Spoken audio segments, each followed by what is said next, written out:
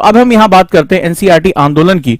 तो एनसीईआरटी आंदोलन के कुछ डायमेंशन क्रिएट हुए। जैसे सबसे पहले हमने शुरू किया बीटीएल, यानी बिटवीन द लाइन। इसको समझते जाना, बिटवीन द लाइन।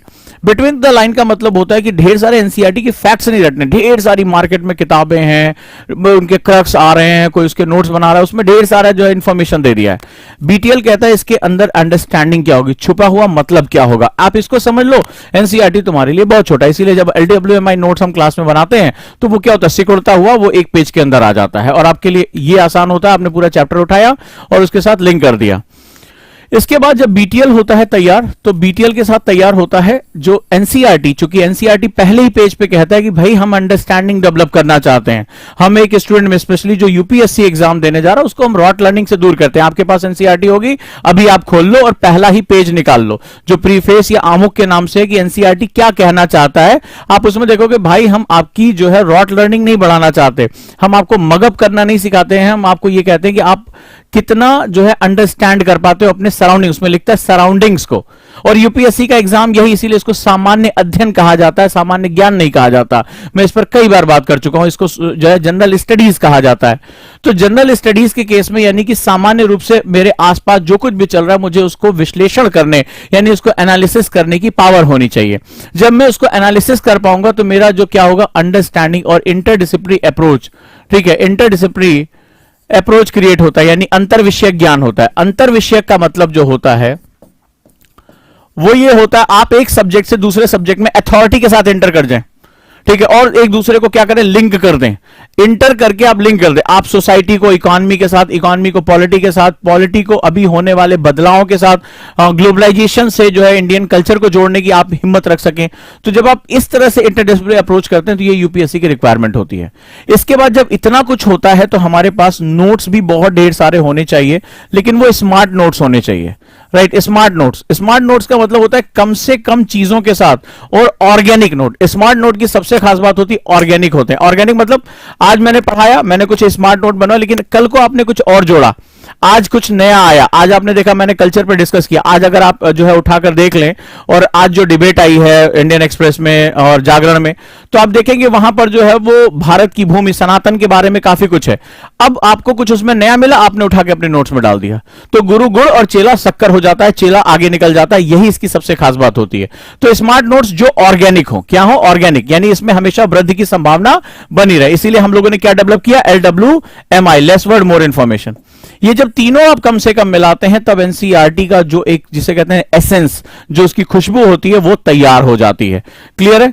तो यहां पर हमें सबसे ज्यादा ध्यान देने की आवश्यकता है। क्लियर?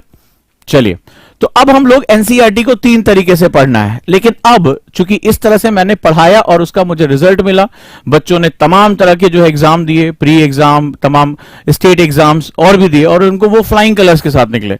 सबसे बड़ी बात, आगे फर्दर जो है वो मेंस की स्टडी करने में उनको इतनी आसानी हुई कि अब उनको सब्जेक्ट समझ में आने लगा। और टीचर की पहली जिम्मेदारी होती है कि वो सब्जेक्ट को समझा सके, अटैचमेंट बढ़ा सके, ताकि आप जो भारी भरकम किताबें, रेफरेंस बुक है, उनमें भी पढ़ने में, उनको तैयार करने में आपको कोई हिचक नहीं होनी चाहिए। तभी होता है जब सब्जेक्ट का बेसिक और अंडरस्टैंडिंग हमारी क्लियर हो जाती है। तो ये 3 चीजें जो होती है आज की बेसिक रिक्वायरमेंट है। अब इस बार मैं क्या नया लेने जा रहा हूं इस पे हम बात करेंगे, और सबके लिए मैंने ये कर दिया है क्योंकि एनसीईआरटी बहुत भारी भरकम डॉक्यूमेंट है।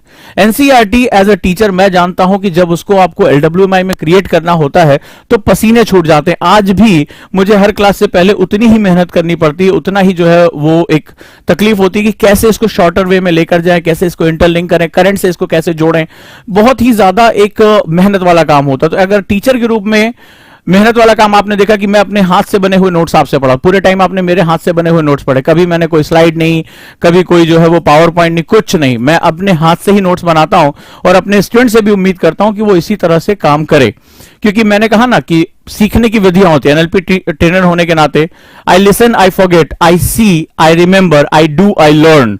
मैंने सुना, मैं भूल गया, मैंने देखा, मुझे याद रहा, मैंने किया, वो मेरा हो गया, ठीक है, मैं हमेशा के लिए उसको सीख गया। तो आई डू, आई लर्न, जब आप अपने नोट्स टीचर के साथ बनाने जाते हो तो हम पीडीएफ कल्चर का इसीलिए बहुत विरोध करते हैं। क्लियर है दोस्तों? अब हम बात करते हैं इस बार हम क्या नया करने जा रहे हैं। जब मैंने इस पूरी यात्रा में देखा तो मैंने देखा 4 सब्जेक्ट ऐसे हैं जिनकी विजुअलाइजेशन और जिनकी शब्द संरचना बहुत ही गहरी है। जो इस बार क्वेश्चन आए या यूपीएससी प्री में या पीसीएस में कुछ क्वेश्चन का गुगली जो होती है, जिसके लिए यूपीएससी जाना जाता है, अनप्रिडिक्टेबल सर्विस कमीशन भी कई बार इसको लोग जो है मजाक में कहते हैं, तो वहां पर जो है वो क्या होता है कि हम उसमें आसानी से प्रवेश कर सकते हैं। क्या चीज होती है, कुछ सब्जेक्ट्स की बात करूं अगर इसमें, ठीक है, तो एनसीईआरटी में कुछ जर्नीज को हमें विजुअलाइजेशन करना पड़ता है। वो सब्जेक्ट कौन कौन से, जरा ध्यान से समझिए। Geography, geography, right. इसके बाद है एनवायरमेंट, पर्यावरण। इसके बाद है आर्ट एंड कल्चर, और इसके बाद है हिस्ट्री। मुझे लगा ये चारों एक लंबी यात्रा को अपने साथ रखते हैं। इनका जो स्वरूप है वो काफी अमूर्त है। पॉलिटी का स्वरूप फिर भी हमारे संविधान के आसपास और संविधान के जो तीनों अंग हैं उसके रूप में वो जुड़ा हुआ, चाहे कार्यपालिका, विधायिका या जो है वो हमारी न्यायपालिका है। ज्योग्राफी में भी एक बहुत बड़ा हिस्सा स्टैटिक है। हमें पता है कि हमें जलवायु विज्ञान, हमें जो है जैव भूगोल, भू आकृति विज्ञान, ये सब पढ़ना है। लेकिन उसके बाद भी ज्योग्राफी में एक हिस्सा ऐसा आता है जिसमें मानव भूगोल प्रवेश करता है, ह्यूमन ज्योग्राफी प्रवेश करता है। और ये जब मानव भूगोल जब प्रवेश करता है तो ये जाकर जुड़ जाता है आर्ट एंड कल्चर से। मेरी बात को ध्यान से समझिएगा। आखिर ये आर्ट एंड कल्चर किसके द्वारा और किसके लिए है, फॉर हुम, ये किसके लिए है और किसके द्वारा है, बाय हुम। तो ये जब आप देखेंगे कि आर्ट एंड कल्चर शुरुआत से ही मानव के साथ, मानव भूगोल के साथ जुड़ा। अब एकदम नई चीज बता रहा हूं इंटरडिसिप्लिनरी अप्रोच को क्रिएट करने के लिए। लेकिन जब हम मानव भूगोल पढ़ते हैं तो हमें मानव के अधिवास यानी सेटलमेंट के बारे में पढ़ना, उसकी जो यात्रा होती है। हमें पढ़ाया जाता है कि भाई हिस्ट्री में एक अलग सेगमेंट है, आप आर्ट एंड कल्चर में जाएंगे, आप वो फलाना गुफाओं के बारे में पढ़ेंगे, आप फलाना चीजों के बारे में पढ़ेंगे। तो मानव भूगोल भी अपने आप में, क्योंकि जब आर्ट एंड कल्चर पढ़ते हैं तो इसमें आप आर्ट एंड कल्चर, कला और संस्कृति, तो जो सांस्कृतिक हिस्सा है, चाहे वो इतिहास का हिस्सा हो चाहे वो भूगोल का हिस्सा हो, जो सांस्कृतिक विन्यास है वो दोनों में है, वो भूगोल में भी है और वो इतिहास में भी है।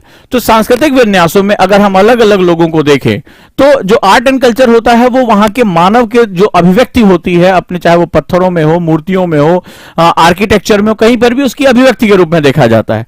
सो यहां पर अगर आज आप देखिए ध्यान से, जो ह्यूमन ज्योग्राफी है, जो मानव भूगोल का पार्ट है, क्या आपको नहीं लगता कि वो आर्ट एंड कल्चर से रिलेटेड है? ये जो आर्ट एंड कल्चर है वो मानव के लिए और मानव जो है वो आर्ट एंड कल्चर के लिए जुड़ा हुआ है, हाँ या ना? मैं आपकी सहमति चाहता हूं अगर मेरी बात आप तक पहुंच रही है कि इंटरडिसिप्लिनरी अप्रोच क्रिएट किया जा सकता है, एक जर्नी को लिंक किया जा सकता है। ये मेरी इस बार की नई खोज है, ये इस बार का एक मेरा आपके लिए एक नया इनोवेशन है। पिछली तीनों में तो मैं आपको मास्टर बना ही दूंगा, चाहे वो बीटीएल हो, चाहे वो एलडब्ल्यूएमआई हो और चाहे वो इंटरडिसिप्लिनरी अप्रोच हो। लेकिन इस बार एक नई जर्नी हम क्रिएट करने जा रहे हैं, चौथा डायमेंशन क्रिएट करने जा रहे हैं। घेर लेना हमें यूपीएससी को और बढ़ा देना एनसीईआरटी का वेटेज प्री में कि 50% तो मैं अकेले इसी के दम पे ठोक दूंगा। लेकिन उस तरीके से फैक्ट पढ़कर नहीं कि एनसीईआरटी का फैक्ट याद कर लिया और आप यूपीएससी में जाके आप 50% क्वेश्चन दे आओगे। क्वेश्चन समझ में आएगा तो ऑप्शन समझ में नहीं आएगा, ऑप्शन इतने ज्यादा टेढ़े टेढ़े होते हैं। लेकिन जब हम एनसीईआरटी को घेर लेंगे, एनसीईआरटी को चारों डायमेंशन से पकड़ लेंगे और इसमें पांचवा डायमेंशन आंसर राइटिंग हम जोड़ देंगे, जिस बार इस बार बहुत से बच्चों ने बहुत अच्छी आंसर राइटिंग की, बहुत से क्वेश्चन किए, टेस्ट दिए, तो उसकी वजह से हम एक डायमेंशन क्रिएट कर पाएंगे। अब आप मुझे बताइए, थोड़ा भी अगर आपको बेसिक जानकारी है, क्या human geography art and culture से जुड़ी हुई है? क्या ह्यूमन ज्योग्राफी में भी कैटेगरीज होती हैं? जैसे उसमें हम अगर बात करें तो जनजातीय समुदाय हो गया, ट्राइबल कम्युनिटीज हो गई, आदिवासी समुदाय हो गया, फॉरेस्ट ड्वेलर्स हो गए, इनके पास अपना एक आर्ट एंड कल्चर है। नॉर्थ ईस्ट के लोग अगर विशिष्ट आर्ट एंड कल्चर इनके पास है, बहुत ही अलग तरह का, अलहदा किस्म का जो है वो आर्ट एंड कल्चर है, जिसके बारे में हम बहुत ज्यादा जागरूक नहीं है। तो आज की डेट में अगर आपने देखा, इसी बार आपने देखा होगा, नॉर्थ ईस्ट को फोकस करके क्वेश्चन यूपीएससी जरूर पूछता है, यह तय है। तो अगर हम इन दोनों को जोड़ ले जाएं तो हमारे लिए चीजों को समझना कितना आसान हो, क्योंकि भूगोल, मैंने हमेशा कहा था, भूगोल हमेशा संस्कृतियों को प्रभावित करता है। भूगोल से तय होती है जलवायु और जलवायु से तय होती है संस्कृतियां।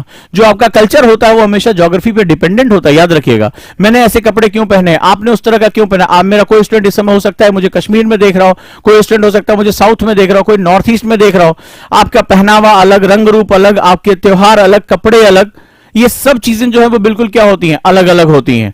सो यहां पर जो सबसे महत्वपूर्ण बात होती है आर्ट एंड कल्चर और ज्योग्राफी को लिंक करना। अगर हम ये लिंक कर पाते हैं तो हमें इतना मजा आएगा। और अगर हम इसकी जर्नी क्रिएट कर पाए, फिर मैं जो वर्ड यूज कर रहा हूं बार बार जर्नी, ये बहुत इंपॉर्टेंट है, क्योंकि जब हमारा स्टूडेंट पढ़ता है तो वो डब्बों की तरह पढ़ता है। सर आज आप हिस्ट्री की क्लास पढ़ाएंगे, ठीक है, कल भाई ज्योग्राफी पढ़ाएंगे, कल हम जो है आर्ट एंड कल्चर पढ़ेंगे, इस तरह से हम बात करते हैं।